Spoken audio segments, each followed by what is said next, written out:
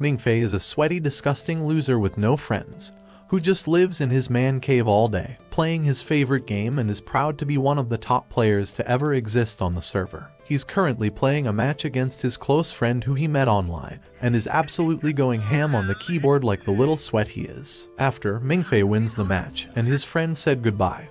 But poor Mingfei is sad to see no one is online to fuel his gaming needs. He pulls up the profile of his favorite catfish he fell in love with, and just before he's about to drool all over his smelly keyboard, he receives an invite from another top-tier player, who has the in-game name called Nano, and challenges Mingfei to a duel match. Upon receiving the invite, he instantly accepts it and they start the duel. When the match begins, Mingfei is stunned at the player's skills, as this was way more challenging than he expected.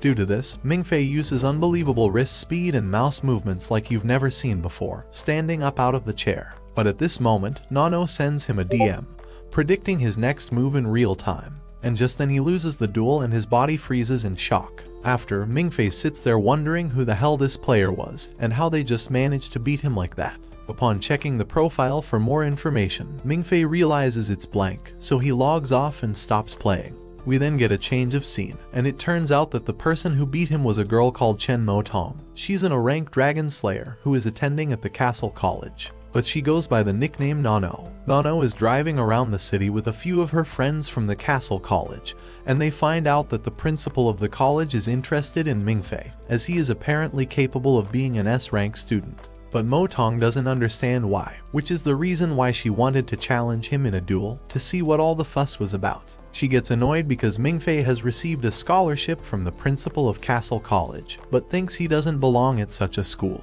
especially after beating him in a 1v1 match. Her friends are also confused and ask Nano to find out more about him, so she logs onto the Castle College AI system called Eva. Eva greets Nano, and she starts asking questions about Mingfei's life, hobbies, and personal interests. She found out that Mingfei has no friends at school, little to no presence in life, and only likes to play video games. He was also abandoned by his parents when he was younger, and now lives with his aunt and uncle, who pick on him all day, along with his mean cousin named Mingzei. Mingfei likes to troll Mingzei by pretending to be a girl online, and dates him in the game for revenge. His aunt and uncle shout at him to start making some money soon, otherwise no colleges will accept him, and he will be a brain-dead, no-life chump without any future. Nano finds out Mingfei also has a crush on a girl he likes at school named Chen Wenwen. However, Nano wants to know more about his dreams and inspirations and where he sees himself in the future. But upon checking his dreams in life, Eva informs her that he only wants to be a simple worker at a newsstand, so he can make just enough money to update his games and stay online for as long as he can. After hearing this, Nano is taken aback and her friend nearly swerves out of the lane, as they are all confused as to how the principal wants him in the college, as he's nothing but a lonely shut-in, dreaming about catfish cuties. After being kicked out the house to get some groceries and items for the house, he stumbles across the mailbox and asks the guy if he has any letters for him, and he receives some new letters and a package containing a device letting him know that he was rejected by the International University, but has another letter accepting him into the Castle College. It reads that he will be mentored by Professor Guderian, the one who sent this specifically for him. He thinks this must be a dream, and tries to wake himself up, but it was in fact a reality and a real letter, so the boy rushes home to tell his family. When they read the letter, they think it was some kind of joke, and his aunt loses the plot as she thinks he must have forged a fake letter, and tells him he's nothing but a little brat. His cousin Mingzei tells him there's no way he's getting into that college, as people who attend that academy are normally human hybrids, or people born half human and half magic, so how can he even attend this place? Mingzei tells them all about a guy called Chu Zai-heng, a famous human hybrid who is known for being one of the strongest students in the entire Castle Academy. Mingzei states that nobody can even compare themselves to a person like Chu Zai-heng. But just in that moment, Mingfei enters in a dreamlike state while his folks argue about him. And in this dream, a helicopter rises up to their apartment and a man steps out, who happens to be the one and only Chu Zai-heng, inviting Mingfei to join the academy. And he even bows down before him, calling Mingfei his master and that they have been waiting a long time to see him. However, he gets out of the daydream and back to reality, and thinks that maybe his family is right about all this, and maybe someone was playing a joke on him, so he starts to walk away. But right then the device that was inside the letter starts to ring, and his aunt informs him that the person on the line wants to interview Mingfei tomorrow about the recent acceptance of the Castle College, and their faces drop. Later on, Mingfei speaks to his best friend online, and he seems to be the only person who's excited to hear about the news, and gives him some tips on how to present himself in the interview. The next day, Mingfei arrives at the building located in the main city for the interview, and upon arriving, he is surprised to see some of his fellow classmates from his previous school, as they seem to have also gotten the same letter. And one of the students is his long-life crush, a girl called Chen Wenwen. As they all wait in line for the interview, Mingfei asks Wenwen how she ended up here, and also gives her some confidence, telling her not to be nervous as she's an amazing speaker, and the top of all her classes back in high school. And after she thanks him, the interviewer takes them in, one by one, and after some time they eventually get to Mingfei. He has spent the previous day repeating several interviewer questions and answers in his head, so he doesn't mess it up. But when the examiner asks him the questions, they say things that are completely random, like if he believes in aliens, which completely threw him off guard, as he was expecting they would ask him something normal, like where he grew up and his life story. But one of the other interviewers, who is typing up the answers, told him he didn't care about his life and only wants him to answer these simple questions as they are extremely important. After that, Mingfei told the guy that he does believe in aliens, and that every night he looks up into the night sky and stares at the stars, and told them that the universe is too wide and that there must be life beyond Earth and on other planets out in the galaxy somewhere. After these random questions, he gets up and leaves, apologizing to the examiners, and said he must have signed up to the wrong college, and exits the building. While he walks outside, we see a man storm into the building and confronts both examiners about Mingfei and how the interview went.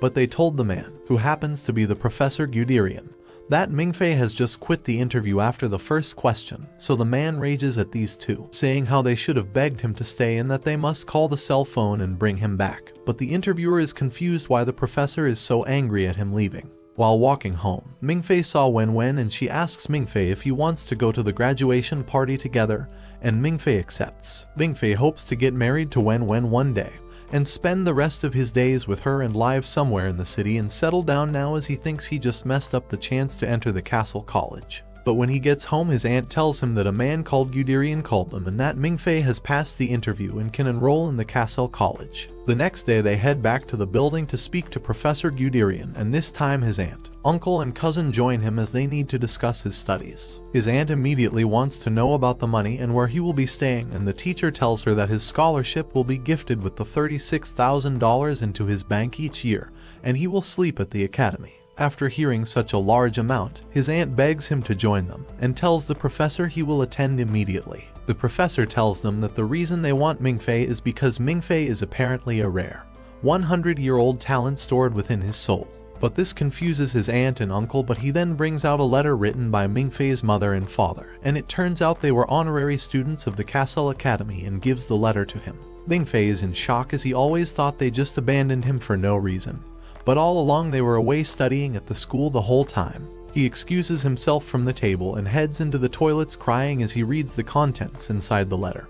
His mother explains what happened to them and why she left him that night, and that she has always loved him and is the only thing she truly cares about. But due to her bloodline, she had to attend the Castle College. She also told the professor that when her son Mingfei is of age, she wanted to request for the principal to give him a scholarship and wishes him nothing but a good life. At this moment, Nano approaches him, as he was crying inside the girls' bathroom, and she tells him that he should probably leave this building if he's going to cry like that, and escorts him back to the meeting. Once he gets back, the professor asks him what he thinks about enrolling into the school, but he tells him that he needs more time. However, upon hearing this decision, Nano tells them all that the reason for Mingfei's hesitation is due to a girl he has a crush on and doesn't want to leave her behind.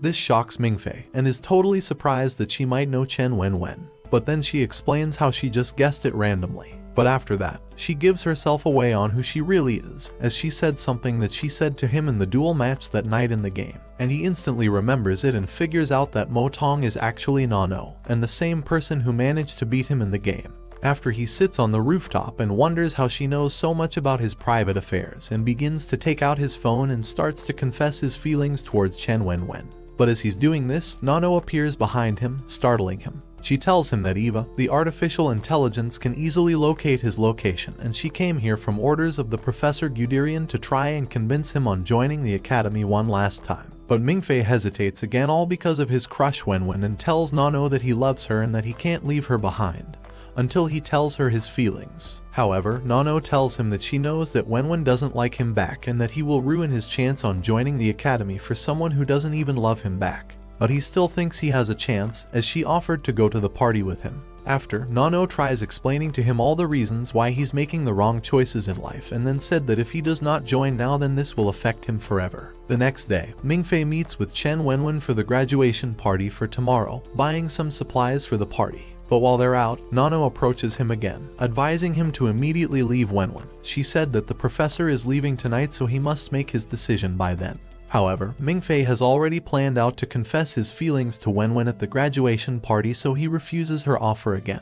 After, Mingfei is seen practicing his confession in the mirror for quite some time, so he will be ready for tomorrow. As Mingfei doesn't have a penny to his name, he picks flowers out of the ground to give to Wenwen. While the party was about to begin, his friend Zhao Mengu brings him a suit. After putting on the suit, he heads towards the main stage for the graduation and greets two other students who are also wearing suits, as they have been hired by Zhao Mengu. After, Mingfei plans his next move and decides to head onto the stage with the flowers to confess his love. However, just as he is about to say his speech, Zhao Mengu walks out with some flowers in hand and makes his confession to Chen Wenwen. All this time, Zhao Mengu was playing a prank on him, and what's even worse is that Chen Wenwen was in on it.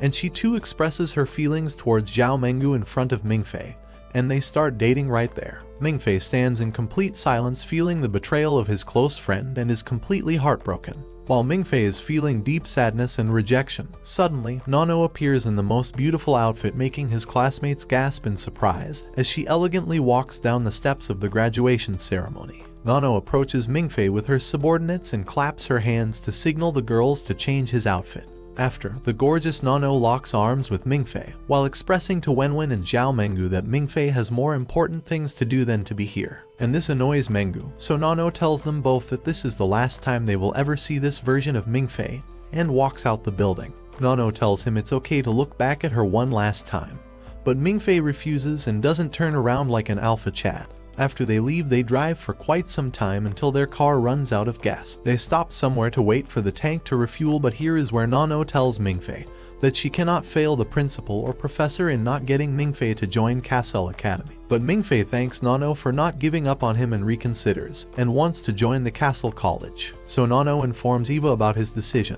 and after Eva greets Mingfei for the first time and gives him all his current statistics, calling him an S-rank student, along with a student ID code and all the information about the college. Just then Nano crowns him, naming him a king of the college even though he hasn't done anything yet, so he gets overwhelmed with this news. She tells him that people have been crowned before him like his parents, however people would kill for the crown and even die for it. However, she submits to him and tells him that she will be his personal subordinate and guide him with knowledge that she has learned over the years of studying inside the college, so he gladly accepts her as a friend. Eva saves all of Mingfei's information onto the system for him to use, and this notifies all the other students who are attending the Castle College. A few days later, we see Mingfei at the airport, where he asks the officer about the CC line that he is supposed to take to get to the college, but the officer says that there is no such line, and that he doesn't entertain beggars. Mingfei looks at himself and his $20 and says that he is not a beggar, but then looks around to see a bunch of other beggars who look exactly like him with all the ragtag luggage on their back.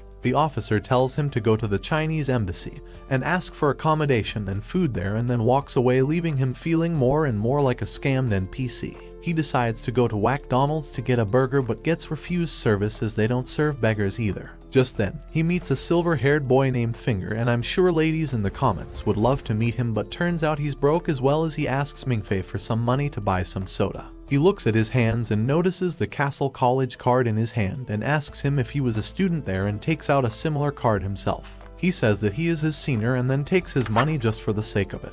Later that night, they both sit together and Finger reveals that he is in his 8th year, and typically a student graduates in 4 or 5 years, but he had to repeat a grade 4 times in a row because he's just that awesome. They both sit down at the metro station and wait for the CC line that they are meant to board in order to get to the college. Finger explains that the college is hidden in a valley and the easiest way to get to it is by the CC line unless you own a private jet and have permission from the headmaster. They wait until midnight before they fall asleep, and Mingfei has a dream where he finds himself in a war with people running in rows, and then he wakes up to see a big moon outside the station's window and a young boy sitting beside him on the ground. The boy looks at him and speaks to him as if he knows who Mingfei is, and calls him a brother, but then Mingfei wakes up again and finds out that he just had a dreamception.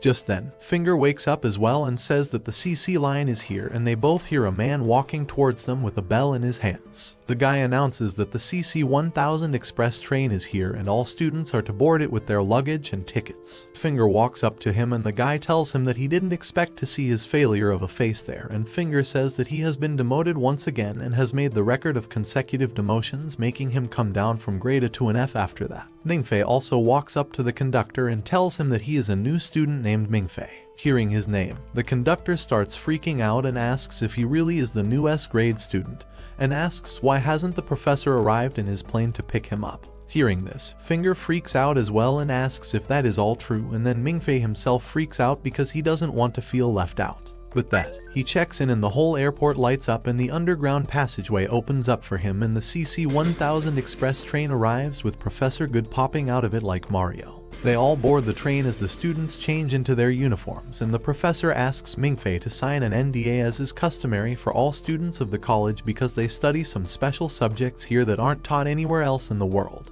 After that, the professor explains that they study about dragons and asks Mingfei about his opinion on them. He says that they are just legendary creatures, part of various myths and stories, but the professor says that they are real and humans, and dragons have been at war for a very long time, but normal people don't know, and here at Castle College they study ways to kill dragons and produce heroes who can help mankind. After hearing him out, Mingfei says that perhaps the professor needs a mental doctor rather than a dragon slayer. But then he suddenly faints and has a dream about the same young boy who tells him that dragons are real and show him a scene with a real dragon atop an ice-covered peak, and explains that long ago, a human killed the dragon king on its throne and he became the first human emperor. And when the dragon died, everyone celebrated, and it is because of the human hero that civilization has managed to advance so far. With that, he vanishes and Mingfei comes back to his senses. He wakes up and tells the professor that maybe he is crazy, but the professor brings in one of his associates who brings 2 boxes with himself. The man says that in his 40 years of career life, Mingfei is the second S-grader he has seen, and sadly the first one ice-skate himself with Truck Kun. After that, they open the first box and show him a dragon scale and ask him to try shooting at it with a gun. Mingfei says that he has experience with guns thanks to his military training and takes a shot at it, but the bullet bounces off, showcasing the scale's toughness. Mingfei says that it can be some advanced tech and then goes on to look at the other box, which shows a baby dragon inside a capsule in a sleeping state. The professor tells him the story behind it, but Mingfei thinks that it's just an action figure and tells them to grow up already. He looks closely at the dragon and it suddenly wakes up and tries to break free, but thanks to the new nanotech case, it goes back to sleep without escaping. The professor says that it must have reacted to Mingfei's strong genetics, and he thinks that his ancestor, Andrew Tate, must be happy hearing this. After that, they all arrive at the college and Mingfei walks in with the professor. While walking through, he asks the professor why they didn't see any students there, and the professor starts wondering as well. Just then, air sirens start going off and the professor realizes that things are about to get crazy, and he takes Mingfei and starts running off to take cover behind a pillar. Suddenly, lots of young people come out from all sides wearing red and black suits. The 2 groups shoot at each other and the whole place turns into a war zone. The professor gets hit as well and he goes down early on. This crazy war continues until only one woman and the leaders are left from both groups. The leaders come out in the open and face each other off, revealing themselves to be the leader of the student union, Caesar, and the president of the Lionheart Society, Ziheng. They both start fighting each other like the opus protagonist from a fighting anime, and makes Mingfei look like the NPC he is in comparison. While they both get busy killing each other, the 2 girls come face to face with Mingfei in the middle, and the red team's girl turns out to be Nano. Nano points a gun at him and tells him to get down and takes a shot at the girl behind him.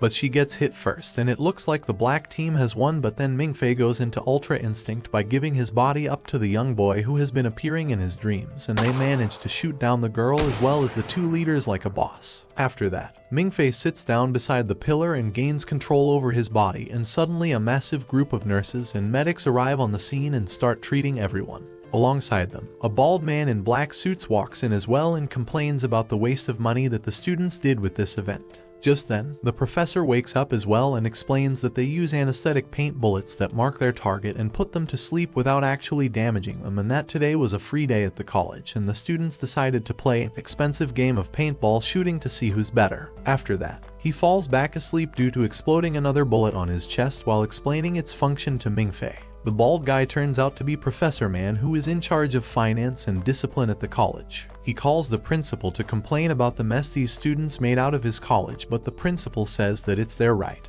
and that the college will pay the $200,000+ in repair costs, and he regrets not being able to join them this year and will make sure to join them on free day the next time. After getting cheers from the student body, he asks if Mingfei is there and tells him to join his class and says his goodbye. Once the call is done, Professor Man tells him to go to his dorm unless he wants to die, as he notices the jealous, bloodthirsty stares of every student present there. Later on, Mingfei gets to his dorm and it turns out to be a big room for 2 people. His roommate is none other than Finger Senpai, and he offers to take him out and show him around the college on his first day. He takes him to different buildings inside the college and explains that on college grounds, no one can use spirit language thanks to Professor Man's dad, who lives in the watchtower and uses his powers to cast a barrier around the college. He then takes him to the only classroom where people can use spirit language, which is for teaching purposes, and explains that it is a kind of power that comes from resonating dragon language with dragon bloodline. Basically, you gotta have the blood of a mage and should know magical chants, or else you will be branded a muggle and sent to Harry Potter NPC verse. While walking through, they come across various students practicing their spirit language, and one of them accidentally loses control over his water spirit, but another student freezes it up and saves everyone else. Meanwhile, somewhere on an airship, the principal has a drink with his friend, Mance, and asks him about the students during the age of the last Dragon King. He then says that instead of soldiers this time he wishes to produce geniuses that can lead mankind into a new age of peace with no threat of dragons, and to that end he is willing to train Mingfei himself. After that, he asks him about a secret mission that they are going to start, and their airship continues moving forward towards their destination. Back at the college, Professor Good comes to pick Mingfei up and he takes him for his 3E exam. They all go to his room and the professor says that before the official exam he wants to test something and shows him a music box that has the Black Dragon Emperor's recording in it. He explains that all the people with dragon bloodline are from his subjects, and when he used to let out this roar, all the dragons under him would bow down and kneel in the direction of his throne. It is also the first step towards learning spirit language, and it makes humans with dragon bloodline hallucinate. He plays the recording and asks Mingfei if he saw anything, and Mingfei says that he only felt sleepy, and nothing in particular. Hearing this, the professor starts wondering how this could be given his grade S bloodline, and then runs out towards the library in a panic and calls Professor Man there as well. In the library, they study the old records and deduce that Mingfei could be someone at the Emperor's level, and could be someone with the White Dragon's bloodline. This makes things complicated, but Good says that he wants to keep this a secret so that his student does not end up in a lab. The following day, all the new students have their 3E exam and Mingfei just cheats his way out of it by copying the answers that he got from Finger Senpai. He also has a dream about the young kid who introduces himself as his brother, Mings, and Mingfei ends up sleeping for 2 hours in his 3-hour exam. What a chat. Later that night, Mingfei hears a bell and has a dream about Mings again, where the boy tells him that this is the bell of death, and it means that someone is about to die and he is going to get in trouble. But it can also be an opportunity and asks him for a perk. Mingfei thinks back on how Nano found him on the rooftop and says that he wants the ability to have his map open so he can see the location and layout of everything in the world. Mings grants it using a spell, and Mingfei wakes up for real with Finger calling out to him saying the emergency alarm has gone off. They all rush out and notice that all the grade and above students are to gather in the meeting hall, where the professors tell them that during a mission they found the palace of the Bronze Dragon King and 2 of their board members are stuck down there as the palace is continuously changing and making it hard for them to escape. They show them some pictures of dragon writing that they found in the palace and tell them to try and decode it in hopes of it showing a way out of there. There are only 20 minutes left and they are seeking help from all over the world, and with that all the students start taking shots at the code. Meanwhile, Mingfei looks around like a doofus and just notes how everyone else is doing their best while it being his first day in this new world. He doesn't know anything.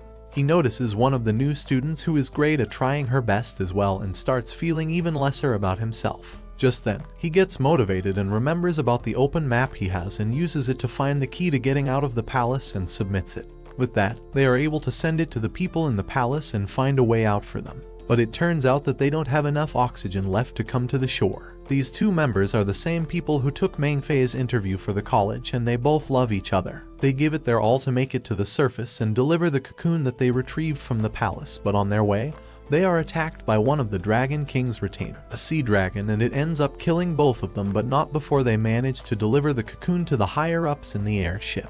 The sea dragon starts chasing after them to get the cocoon back, but Mance fights back with full force to avenge his dead partners. It becomes a long chase where the sea dragon keeps fainting them and manages to kill Mance's secretary as well. In his grief, Mance shoots back at the beast with his machine gun, but it's all in vain. The airship starts losing power as well, and it looks like it will be the end for them all, but then Mance notices that they are near the dam and he commands the ship to go straight for it and make the sea dragon follow them and kill it by crushing it in between the dam's gates. Their plan ends up as a success, but not before the dragon manages to shoot one of its teeth through Mance's stomach. Later on, the principal announces that their mission was a success, and they managed to get their hands on important dragon writing and artifacts thanks to Mingfei and the other students' help. After that, the bell at the college rings indicating the death of some of their members. On their way out of the hall, Zheng thanks Mingfei for his contribution and invites him to join the Lionheart Society as his successor, but Mingfei refuses, saying he can't possibly take such a position. Back at the airship, the principal walks out and sits down with his dying friend. He reports back to him about the mission and tells him to keep the information about their loss from the students and to just tell them to look forward to their next. Besides that, he tells him to check upon his adopted daughter, Nano, as well to make sure she stays safe. Some days later, Mingfei receives an online invitation from Nano for a ball dance on behalf of the student union. Mingfei goes there alongside Finger and he tells him that the leader of the student union, Caesar, is going to be the heir to the famous Western Gattuso family. He is quite arrogant in his speech, and this looks like his way of inviting him in the student union, same as how Zheng invited him earlier. Mingfei says that he has no intention of joining, but Finger tells him to go because there will be expensive food and drinks, so why not, right? Later that night, they go to the ballroom and it turns out Nano is actually Caesar's fiancée, and he held this party to tell her happy birthday. They all have a dance and Finger snatches Mingfei because he knows he won't get any girls anyways. But later on, the blonde-haired new student that Mingfei has been looking at for a while walks up to him and helps him deliver a great dance, making everyone cheer for them. Once the performance is over, Caesar formally invites Mingfei to stand beside him, but Mingfei says that he needs time to think about it and then goes out to look for Nano, who took her leave earlier to catch some fresh air. Outside, she invites him to drive her to the top of a hill, and they both drive away. Meanwhile, the college goes into high security alert as 13 intruders infiltrate the facility, and it looks like they are after the cocoon they retrieved from the Dragon King's palace. Caesar and Zheng gather their groups and are stationed at key positions to capture the intruders, while the rest of the faculty and students are put on duty as well. They manage to quickly catch 7 of the 13 intruders, but none of them reveal the identity of their leader, claiming that they never got to see their face. With most of the elite students out on missions, the principal and Professor Man decide to request his father, the Night Watcher, to undo the spirit language seal so they can use their powers and protect the college. The request goes through, and with that the enemy is also able to use their spirit language to hide their presence from everyone. 4 of them walk inside Caesar's place alongside their leader to keep him busy, while one blonde-haired girl is sent to deal with Zheng and one comedic relief character is tasked with the most important mission of retrieving the cocoon. I'm sure there is nothing wrong with those role assignments, right? The leader reveals her identity as Mai, and she is the Sister Aki, one of the people who died in the last mission to retrieve the cocoon from the Dragon King's palace. She says that it has nothing to do with her sister and they are there to simply fulfill their mission as given by their employer. Caesar uses his spirit language called Scythe, which enables him to detect and react to even the smallest of movements in an area around him. With this ability, he manages to cull down their numbers, and at the end only Caesar and Mai are left to face off against each other. Mai has the ability to conceal her presence and use super speedy movement to deliver precise strikes to kill the enemy like an assassin. It's the complete opposite of Caesar's ability, and their clash ends up in a draw when Caesar manages to block all her strikes but barely. On the other hand, Ziheng is revealed to have one of the most pure bloodlines among the students beside Mingfei, and his spirit language is the ability called Dragon King's Flames, an ability to set anything around him on fire and to control it. It turns out, the blonde girl on the enemy's side also has this rare ability, and it becomes an equal clash of flames. Meanwhile, the comedic relief guy manages to make his way to the underground chamber where the AI resides. Thanks to information from her, he manages to reach the underground research facility where the cocoon is kept, but on his way he accidentally loses his phone and also opens a locked door that was supposedly there since 1912. At the end, he sneaks inside the facility and sees the principal showcasing the cocoon to the researchers there, and they all notice that there is a crack on the cocoon, and from the CT scan report they find out that it was formed due to the hatch process instead of an accident as they had presumed.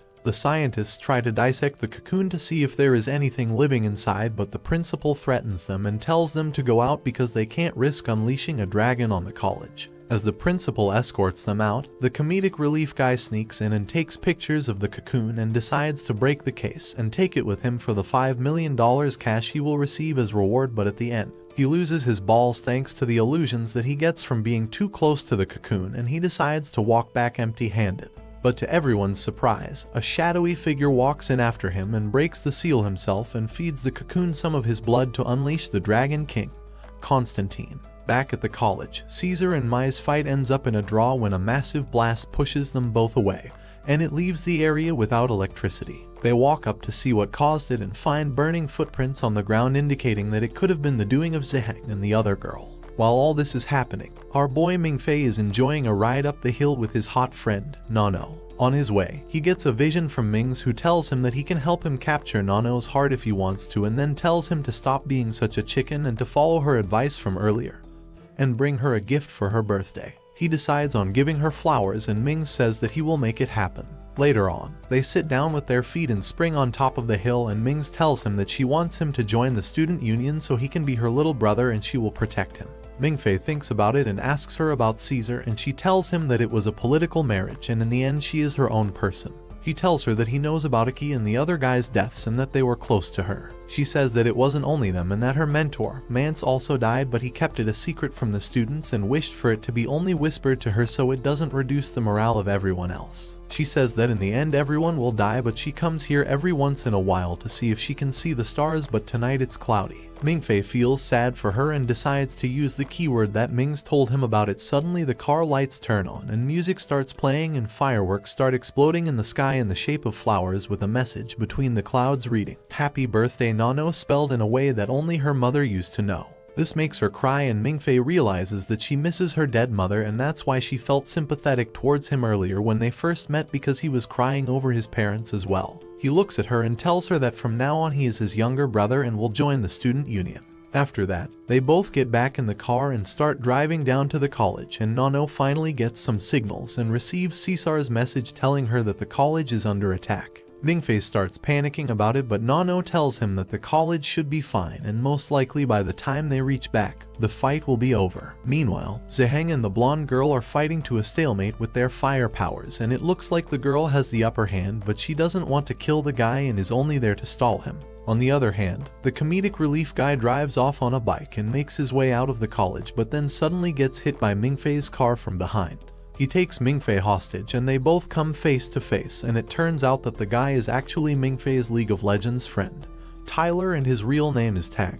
We all thought it was Tyler 1, but he turned out to be Tyler Wan.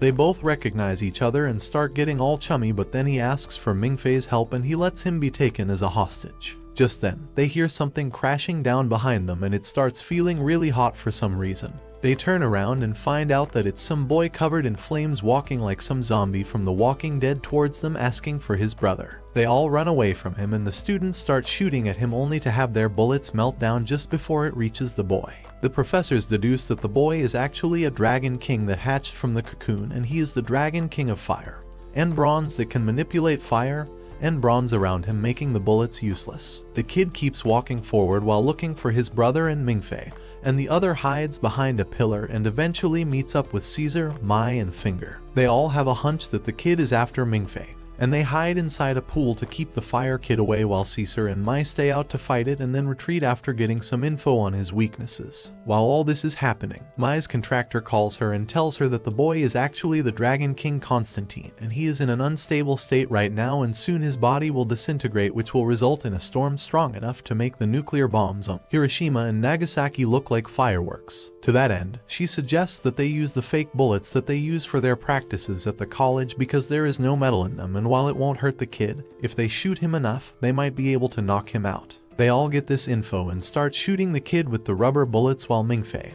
and the others hide like cowards inside the pool. While inside, Mingfei feels like the kid is gonna walk, and so he tells the other two, and they all hold their breath and hide inside the water. Mingfei holds his breath for a while but then comes up only to find himself in another world. He thinks about it for a while but then says that it must be one of those dreams where he meets Mings and starts calling out to him.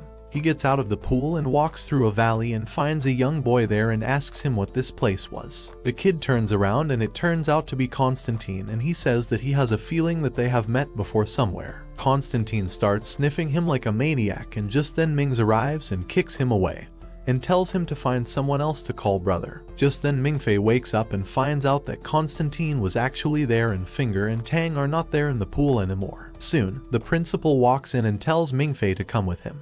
He takes him to a high tower and gives him a gun and a special dragon killing bullet. He says that he wants him to use this bullet to kill the dragon, and only he can do it thanks to his high-grade bloodline, and anyone else would collapse under his ability. After that, he says that he will go on and make an opening for him so he can kill Constantine. Meanwhile, Constantine is being bombarded by rubber bullets while on top of a tower, and he looks down to see Tang and Finger, and it turns out he was actually after Tang and not Mingfei. He starts losing control over his powers and transforms into his true dragon form, but then the principal jumps in and uses his special technique Time Zero to slow down everything around him and cuts open a wound for Mingfei to aim at and end the battle. Mingfei takes the shot with some help from Mings and nullifies the dragon's powers. After that, the principal orders everyone to shift to real bullets to rip the lizard full of holes. Constantine rushes down and stands in front of Tang and blocks all the bullets for him and calls him brother till the end.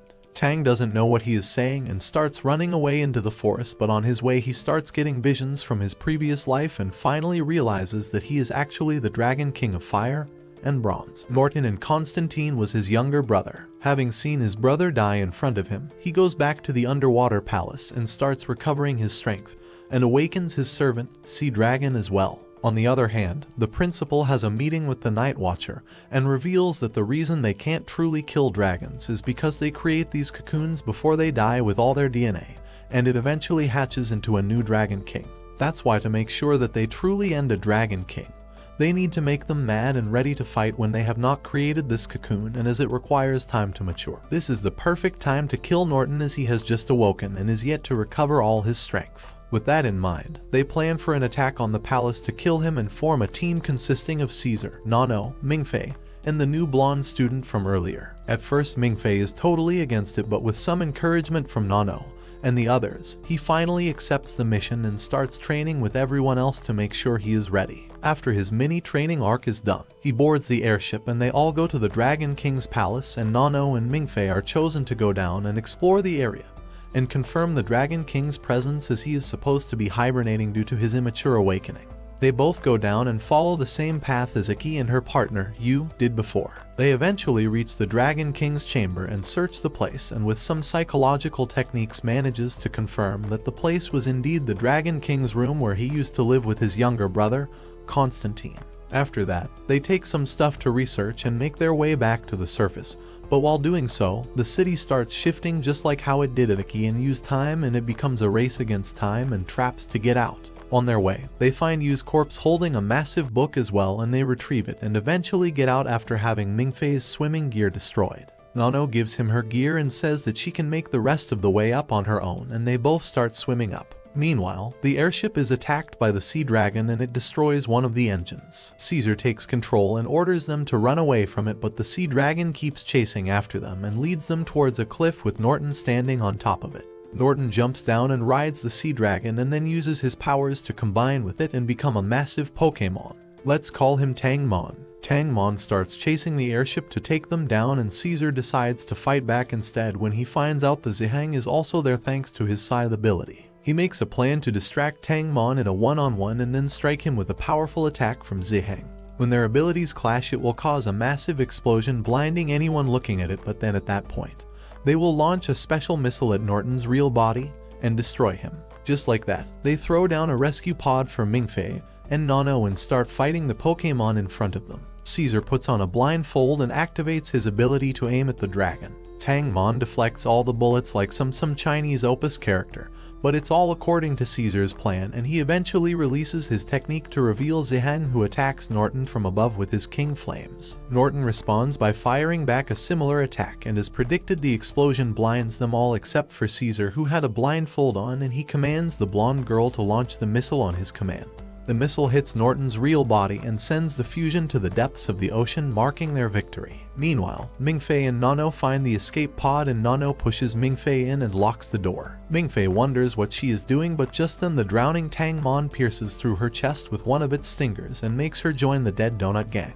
Looking at his only chance at losing his virginity right in front of him, Mingfei starts throwing a tantrum and goes kind of crazy. This makes him enter the inner realm, where he meets Mings, who offers to help him defeat the Dragon King and save his potential wife. Mingfei becomes interested in his words but feels really mad at himself for being this worthless piece of failure. He always lets others save him and can't do anything to help others back, but then with some help from Mings, he uses the most opus jutsu in the history of Dota, Talk no Jutsu. He uses the famous Talk no Jutsu on himself and cures his depression, something that none of you watching has been able to cure yet. With that out of the way, Mings tells him that he can make a demonic pact with him where he will grant 4 of his wishes and let him save Nano and defeat the Dragon King in exchange for the right to own his life and body if he ever claims to feel lonely and a portion of his own life. Mingfei accepts the terms, and Mings uses his power to give him lots of opus abilities, like using all kinds of spirit languages and some stat boosts. He also tells him about the book he is holding that he got from you, and says that it is actually the container for 7 weapons known as the 7 deadly sins that were ironically created by Norton himself long ago to kill humans. With everything in place, Mingfei comes out of the escape pod and rescues Nano. He can breathe underwater now thanks to his new abilities, and he heals Nano's wound and destroys the spike that is poking out of her stomach. He puts her in the escape pod and sends it back up, and then faces Norton, who is ready to eat him like fish food. Mingfei uses Spirit Block to seal his techniques and then unleashes the 7 deadly sins to fight the massive Pokémon. Their battle continues for quite some time as they exchange blows and strikes, and eventually Norton acknowledges him as an equal and decides to play it smart and hides away. He plans to strike him from the shadows and take him down, but Mingfei uses Scythe to find his location and manages to counter-attack and comes face to face with his real body. When he looks at his face, he realizes that it is actually his friend, Tyler Tang, and he becomes really sad. He can't bring himself to deliver the final strike but lets Norton grab him by his neck. Ming says that he has always been a softie and takes control over his body and stabs Norton with one of the 7 deadly sins, letting him drown to his demise. Back on the surface, Caesar and the others rescue Nano and give her first aid and medical treatment. The blonde-haired girl, Zero, finds Mingfei floating on the ocean's surface as well and goes down to rescue him and brings him atop the airship as well. Meanwhile, Norton decides to use his dying breath to launch a final attack, but Mai shoots him down with the dragon-killing bullet as per her role in this mission, and just like that, Norton's chapter comes to an end. After all is said and done, the principal calls for Mingfei and has a meeting with him on their way back to the college. He explains who Tang was and reveals how Dragon Kings form this cocoon with their DNA to form new bodies to revive into. Tang was Norton's revived body, and when he saw his brother die in front of him, his true memories started coming back to him and he was revived as Norton. Mingfei listens to all of this but still feels sad about his only online friend and then just nods, implying that he understands. The principal tells him to not feel bad about killing him and that he saved millions if not billions of lives, and then asks him to keep all of this a secret as they don't know how Norton actually died. He says that Caesar's plan was amazing but it shouldn't have been enough to put Norton down, and then somehow Nano and he comes back alive as well. He's sure that there is something he is hiding from them as well, and Mingfei thinks back on his contract with Mings and says that he understands and thanks him for not questioning him further. After that, the principal hands him a letter and says that they received it from an unknown address and it is meant for him, and he opens it to find out that it is from his mother, and she tells him how she is sad for not being there for him and how she is proud of him and that she and his father wishes to come visit him when he graduates from the college. Mingfei starts crying and then takes his leave. Later on, Mingfei returns to the college and talks to Finger and starts complaining about him posting sassy news and articles about him on the college's site. Just then, they hear a knock on the door and open it to find Caesar in a cooking dress asking for some sugar. Finger gives him some and reveals that Caesar and Seheng moved to the dorms alongside Nano and the vice president of the Lionheart Society. Nano comes by and gives Mingfei a chocolate and tells him that they are making more in the room. Finger immediately rushes out and starts hogging all the chocolate like his lonely ass, and Nano asks Mingfei if he will join them for dinner. Mingaifei says he has some other plans and then walks back inside, and just then he receives mail from someone. He opens the package and finds a smartphone inside and wonders if he's having some sort of deja vu. He turns it on and finds a message in it. He opens it and finds out that it was sent to him from Ming's, and he confirms the agreement and contract that they made and takes his price of 1/4 of his life for the power-ups he granted him in the last fight against Norton and to save Nano. Besides that, he tells him to keep the phone safe as he will fly to him if he ever sends him a message for help. Mingfei says that he just needs to not use the wishes and then he will be able to live across his friends all his life, and decides to live his college life to the fullest. Meanwhile, in the principal's office, we see that he has a picture of Mingfei and Ming's and he seems to know who they actually are. Thanks for watching. If you